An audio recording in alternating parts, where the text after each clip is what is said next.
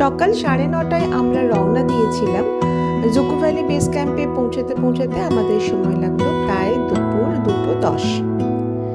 আমরা পৌঁছে একটুখানি এদিক ওদিক ঘুরে বসে আমরা ডিসিশন নিলাম যে আমরা টেন্টে থাকবো। তো টেন্ট ঠিক করে টেন্টের ভেতরটা গুছিয়ে লাগেজ রেখে আমরা যখন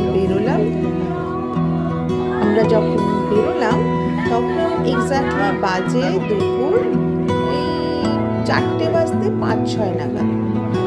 বেরিয়ে দেখি যে সূর্যদেব কিন্তু মোটামুটি তার সারাদিনের কাজটা চুকিয়ে রেস্ট নেওয়ার জন্য কিন্তু প্রস্তুতি নিয়ে নিয়েছে।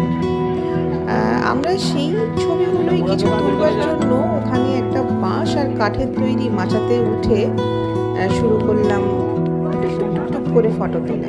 তার কিছু ফটো এখানে আছে।